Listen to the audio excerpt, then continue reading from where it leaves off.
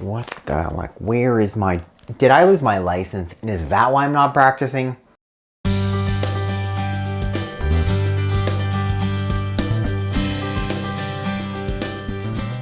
Hello, welcome back to my channel. If you're new, welcome. Click there to subscribe, hit the bell to sign up for notifications, and then when you click that link directly in the box below, I can send you a copy of my free book.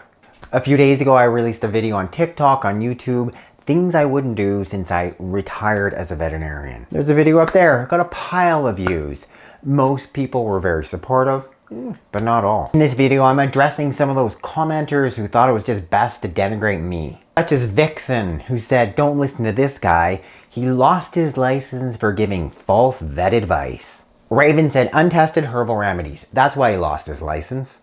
Or Mars, who said, "Google this guy's name. He didn't retire. He got fired for false practices." Or Raymond, who said, "This guy lost his license for malpractice." Then Dr. Shiloh DVM, who said, "This vet lost his license," and then followed up with a secondary comment, "Are you freaking kidding me?" So to be clear, I did not lose my license. I was not suspended. I resigned from the College of Veterinary Medicine. There's an inquiry based on information I was publishing, aka information found on my book, Veterinary Secrets. And in my book, I published the entire inquiry committee decision. I was publishing a regular newsletter. In it, I discussed home remedies.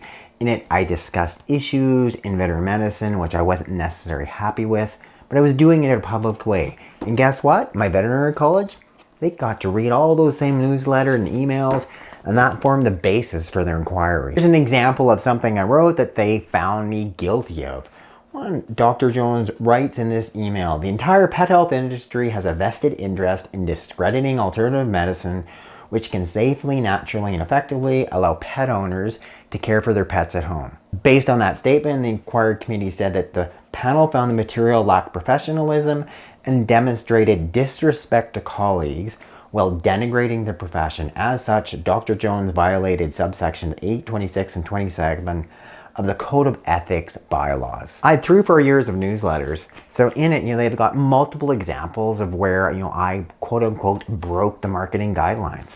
I said things I wasn't allowed to say as a practicing veterinarian. Based on all that, they come to this conclusion. The council concludes that the respondent was guilty of unprofessional conduct. A couple of other statements you may find interesting. In weighing the mitigating factors, the council gives significant consideration to the respondent's lengthy period of practice with no offenses against BCVMA bylaws. The council also notes the respondent's efforts to support a non-profit shelter in Nelson, BC, and his contributions to the community at large. The council also notes that this issue did not involve the care and treatment of any animals by the respondent, but rather it involved issues of professional deportment. I was given total fines of $30,000, told that I could no longer publish said information, and if I paid my fines, chose to be quiet and no longer publish the information I was publishing, I could keep practicing. But I didn't think that was right. I wouldn't be doing this. You would not see me on YouTube. You wouldn't see me on TikTok. You wouldn't see me sharing all this information because I could not be a practicing veterinarian and at the same time doing this. Yes, there are many veterinarians that practice holistic veterinary medicine, but you have to be especially cautious about what you do in public. One-on-one with the client in the exam room, that's very different.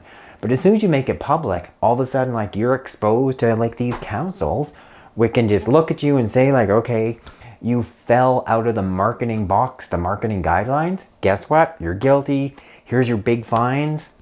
Zip it or you're no longer practicing. So I didn't lose my license. I resigned. I hope that sets the record straight. Thanks for watching. If you yet to subscribe to the channel, you can click up there to subscribe.